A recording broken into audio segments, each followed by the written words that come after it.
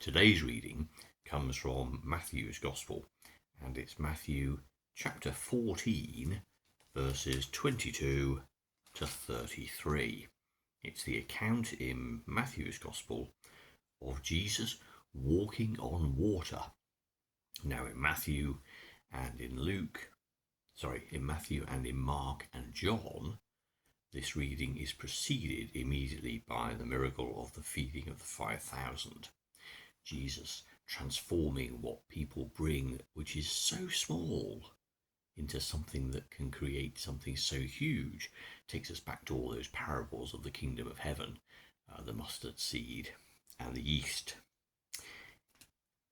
Jesus made the disciples get into the boat and go on ahead to the other side of the lake, while he sent the people away. After sending the people away, he went up a hill by himself to pray.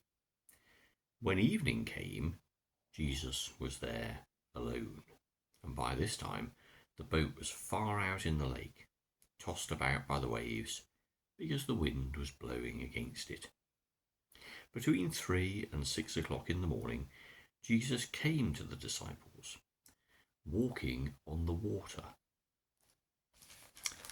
When they saw him walking on the water, they were terrified. "It's a ghost," they said, and screamed with fear. Jesus spoke to them at once. "Courage," he said. "It is I. Don't be afraid." Then Peter spoke up. "Lord, if it really is you, order me to come out on the water to come to you." "Come," answered Jesus. So Peter got out of the boat and started walking on the water to Jesus. But when he noticed the strong wind, he was afraid and started to sink down in the water. "Save me, Lord," he cried. At once, Jesus reached out and grabbed hold of him and said, "How little faith you have. Why did you doubt?" They both got into the boat and the wind died down. Then the disciples in the boat worshipped Jesus. "Truly, you are the Son of God," they exclaimed. Now, this miracle story takes our minds back, of course, to an earlier miracle that we've had in Matthew's Gospel and the others, of the calming of the sea. And we get that sort of Old Testament sense of Jesus being able to command the waves, to turn the chaos of water into control, to be very, very like in the opening verses of Genesis, God moving over the water and bringing order out of chaos. But this isn't about a rough sea. Yes, the boat's being tossed about a bit, but these are fishermen and they're quite okay in their boat.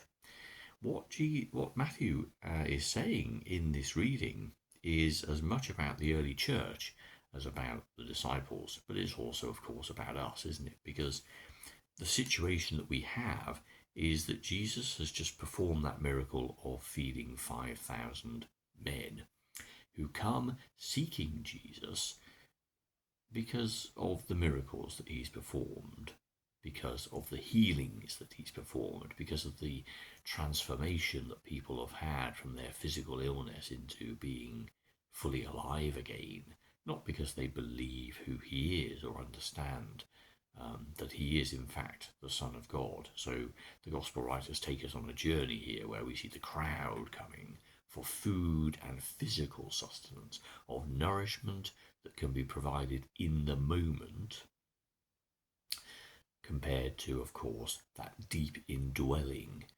awareness of God's love for us in our hearts. And so we have a story here which paints the picture of the disciples being physically apart from Jesus. So they've been with him in the performing of this miracle and so many others, but now they are on their own. And the waves are, yes, a little choppy, but they're in the boat. It's not the waves that scare them, it's the fact that Jesus comes to them walking on water. Now, that is, in all our minds, something that is totally impossible. It's like you reaching out and putting your hand through the computer screen or your mobile phone screen, it won't go because the atoms in our fingers won't penetrate through the fields of the atoms of the device we're going to penetrate. We call that things being solid. And it just doesn't happen. You can't put your arm through a brick without breaking your arm. Well, you can't. You can damage your arm trying, but you can't do it. And you can't walk on water. Our bodies are physically too heavy. The pressure that comes from our bodies upon the surface tension of the water is such that it just can't hold it. Surface tension can hold all sorts of things, mayflies and leaves and bubbles, but it can't hold a whole person. That's just not possible. So what they're seeing does defy all logic. And it's early in the morning. I don't know about you, but I'm not always at my best intellectually when it's really, really early morning or late night. So you can forgive the disciples for thinking, great Scott, what's going on here? Of course you can. But they scream and are terrified. It's a ghost, they say. They've seen so many bizarre and miraculous things. Surely this is just one more. It's a ghost, they say. And they're without Jesus, and when they're confronted by something that defies all logic or reason or tradition, they immediately become little children who are frightened. They could presumably have said, well, now this is unusual, but aren't we in the presence of someone who's doing really unusual things all the time? Aren't we getting a bit used to the fact that something strange is going on here? And aren't we also convicted of the fact that this person, Jesus, could solve this problem easily? I wonder where he is. But no, they scream. They're terrified. Courage, he says. It's I. And then we get, of course, Peter, the metaphor, if you like, for the impetuous one who always tries to reach out and do that most impossible of things, whether it's good or bad. But of course, Peter was the rock upon which the church was built. And so the gospel writers are telling us something important maybe about Peter too. Some of his flaws and some of his misgivings, which help us, of course, in our own sense of being helpless and alone sometimes, and without the Jesus who is there to support us and care and be really there for us in the moment, feeling alone, bereft. All at sea is the expression that we have, isn't it?